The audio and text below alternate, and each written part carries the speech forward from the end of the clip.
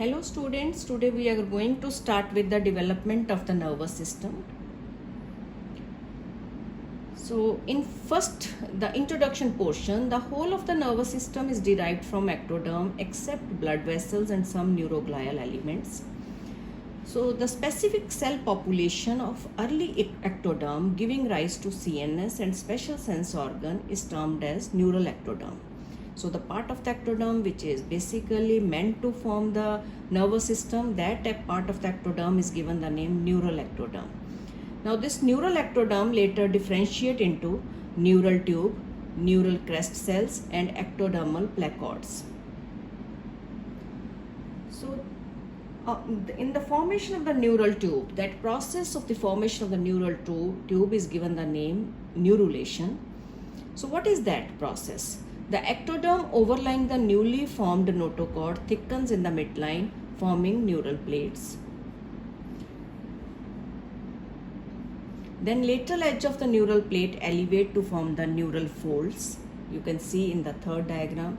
So the differential growth of the edges of the neural plate, it happens. Once these neural folds are formed, the depression it appears, which is given the name neural groove.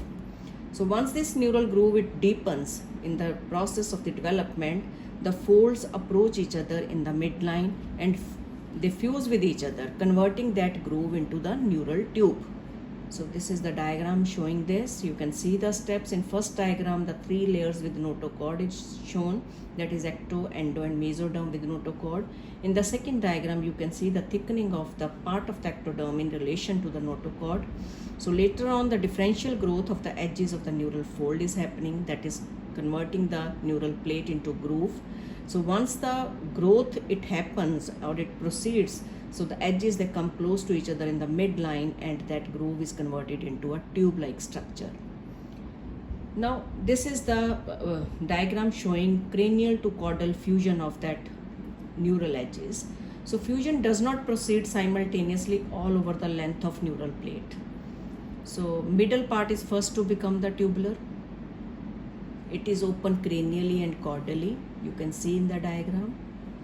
These openings are called as anterior neuropores and posterior neuropores. So cranial neuropore or caudal neuropore is the part that is showing anterior neuropore and posterior neuropores. So these are the, you can say, the point where the fusion is not happening. Now again this diagram is showing formation of the neural groove. In first part you can see the neural folds, they are approaching each other. In relation to those neural folds or neural edges, neural crest cells they are formed. You can see here. I told you that is the component which is ultimately converted into three portions. Now this neural canal, then neural crest cells. Later on these neural crest cells they migrate to their different locations to form the different structures that we will discuss. Now first we will discuss the fate of the neural tube. So all these diagrams they are taken from your standard textbooks. You can see those diagrams too. But here you can have an understanding that how what is happening to that neural tube which is formed. So before the neural tube is completely closed, it is divisible into two portions, that is the enlarged cranial part and tubular caudal part. Now you can see in this diagram the enlarged cranial part is basically going to form the brain and the tubular caudal part is ultimately going to form the spinal cord. Now definitely once these structures are formed, the cavity of the brain shows three dilatations starting from cranial to caudal direction. These are known as prosencephalon, mesencephalon and rhombencephalon. Further subclassification of these parts is prosen is further divided into telencephalon and diencephalon. Telencephalon is meant to form the cerebral hemispheres. Diencephalon is basically the structures which are present in between two cerebral hemispheres. So that includes the thalamus, hypothalamus, subthalamus. Then mesencephalon is the midbrain, is going to form the midbrain, and rhombencephalon is further classified into metencephalon and myelencephalon. So these are the further subdivisions of that portion, that is cranial portion, which is dilated one. That myelencephalon is ultimately continuing with the tubular portion, that tubular portion is meant to form the spinal cord. Now here the prosencephalon, mesencephalon and rhombencephalon are at first arranged cranial to caudally, from cranial to caudal direction. The position is altered with the appearance of number of flexures. You can see in the diagram. So these flexures are cervical flexure, then mesencephalic flexure. Sorry. The cervical flexure is at the junction of the rhombencephalon and the spinal cord. You can see between the rhombencephalon and the spinal cord, the cervical flexure is there. Then mesencephalic flexure is in the region of midbrain. Then third is the pontine flexure. So at middle of rhombencephalon, dividing it into metencephalon and myelencephalon. Then telencephalic flexure between telencephalon and diencephalon. You can see in the diagram, if we are starting from cranial to caudal direction, you can see the telencephalic flexure is basically dividing the telencephalon and diencephalon. Then pontine flexure is dividing the rhombencephalon into meten and myelencephalon. So, and mesencephalic flexure, it appears in the region of midbrain, and cervical flexure is developing in relation to the rhombencephalon and spinal cord. So these are the important flexure where the grooves they appear. So this is the diagram. You can see how different flexures they are formed and further development of the brain and spinal cord is happening. Now again this table is showing the prosencephalon. The prosencephalon is dividing into telencephalon and diencephalon. Now this telencephalon is going to form the cerebral cortex and corpus tritum. The diencephalon is meant for thalamus, hypothalamus, optic stalk, pars nervosa of hypophysis cerebri or pituitary gland. So these structures, that is both telencephalon and diencephalon, we just classify them as cerebral hemisphere. If we study the cerebral hemisphere, we will see these structures. Then mesencephalon is going to form the midbrain. The rhombencephalon is further classified into metencephalon and myelencephalon. This metencephalon is going to form the pons and cerebellum, and myelencephalon is going to form the medulla oblongata. Now next, so this was the fate of the neural tube which we have discussed. Now coming to the next component, that is neural crest cells. Now these neural crest cells, at times when neural plate is formed, some cells at the junction between the neural plate and the rest of the ectoderm become specialized to form the primordia of neural crest cells. I told you near the edges of those neural ectoderm, so they are just destined to form the primordia of neural crest cells. With the separation of the neural tube from surface ectoderm, cells of the neural crest appears as group of cells lying along the dorsal and lateral side of the neural tube. You can see, so it is lying posterior and lateral, that is dorsolateral side of the neural tube. So soon these cells are free. Later on they are free and migrate to the distant places to form the different structures. So this is how the neural crest cells they are formed. So this is the diagram showing broadly what are the main important structures which are developing from neural crest is, that is postganglionic sympathetic neuron. Other neurons they are also developing from that, because central nervous system is made up of neurons, but neurons which are present at certain location in the CNS, they are derived from neural crest cells. I will tell you what are those neurons. So here diagram is showing a very limited number. Then Schwann cells are developing from neural crest cells. Then dorsal nerve root ganglia, they are developing from that. Other ganglia are also lying there. I will tell you in the table. Then adrenal medulla, dendritic cells of skin. This diagram is basically taken from your book. That's why I just added this diagram to my slides. So, but here that is the important components which are basically they are derived from neural crest. So I told you various neurons. Neurons of what locations? Number one is the dorsal nerve root ganglia. So ganglia is located on the dorsal part of the you can say it is the present on the dorsal root of the or posterior root of the spinal cord. So dorsal nerve root ganglia is there. Then sensory ganglia of certain cranial nerves. What are those? That is 5th, 7th, 8th, 9th and 10th cranial nerve. Then sympathetic ganglia. Then parasympathetic ganglia of cranial nerves. Parasympathetic ganglia which are present in relation to the GIT.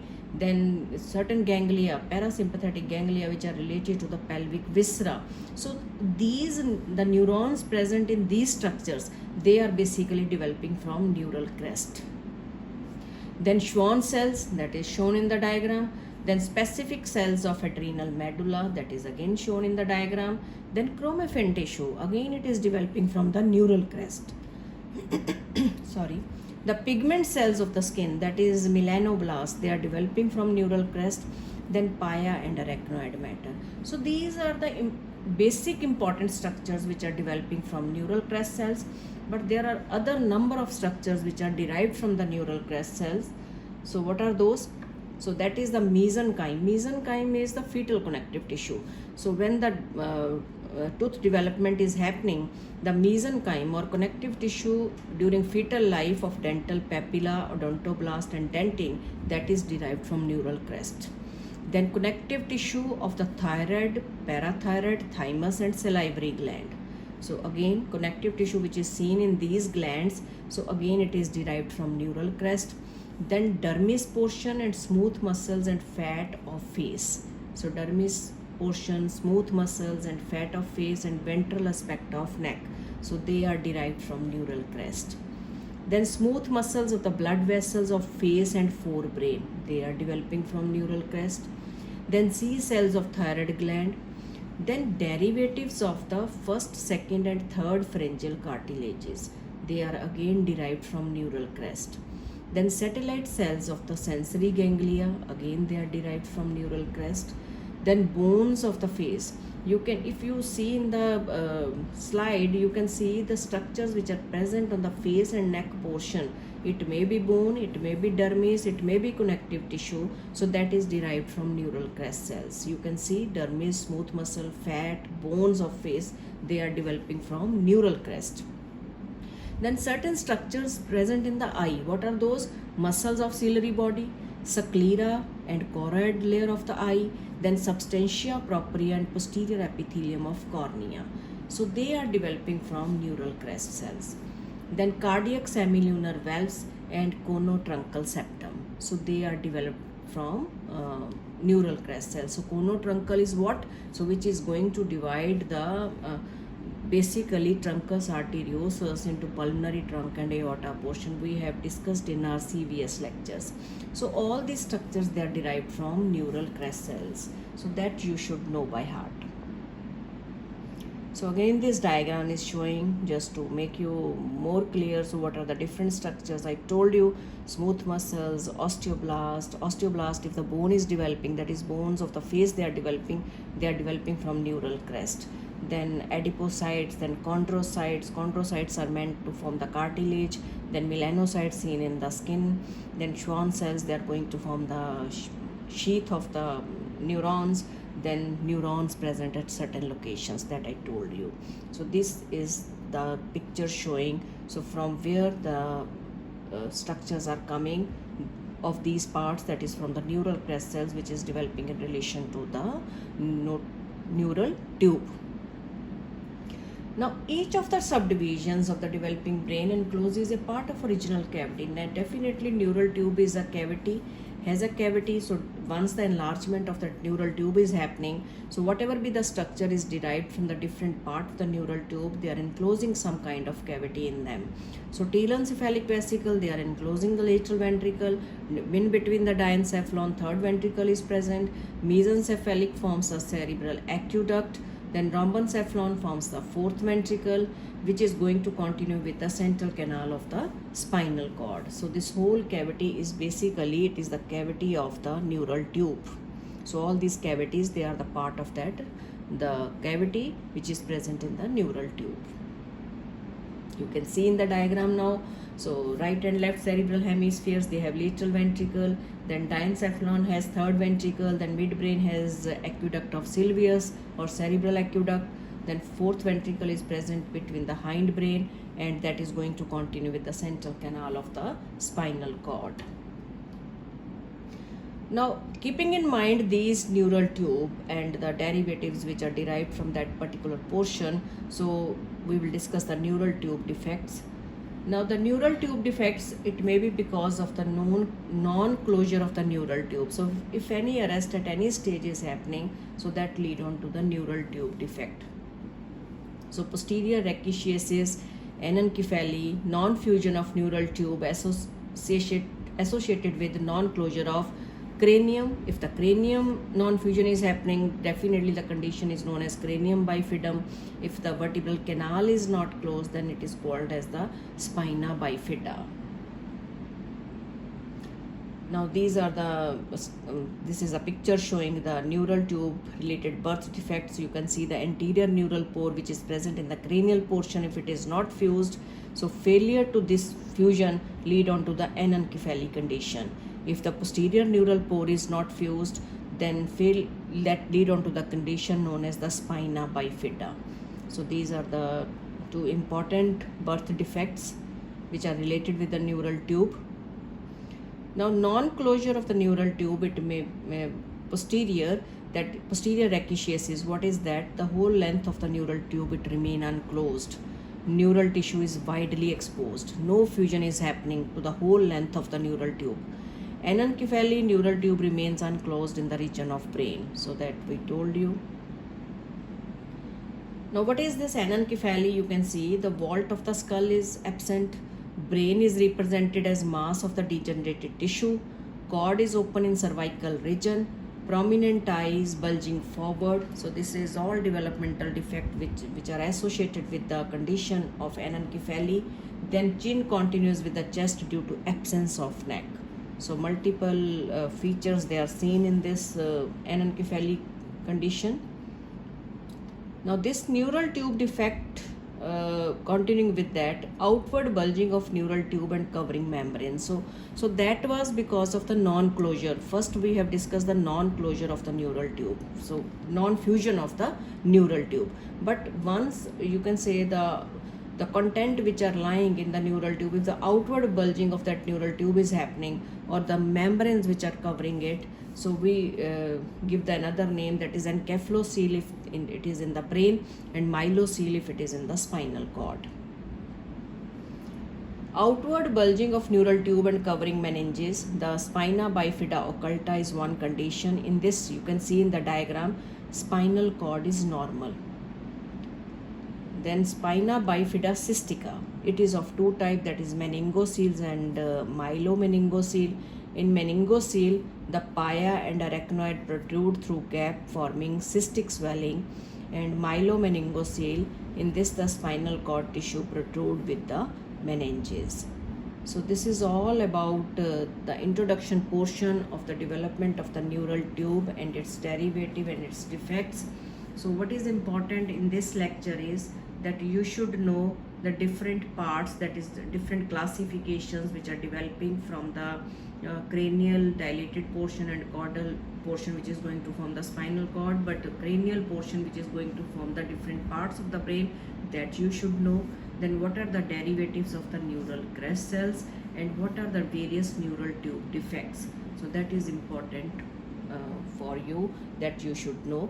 So in this slide you can appreciate if the nervous tissue is coming, means spinal cord is just protruding with the meninges, we call it as myelomeningocele. Myelo is nervous tissue, meningo is indicating meninges, and that is the protrusion of that whole of the content through that gap is given that condition.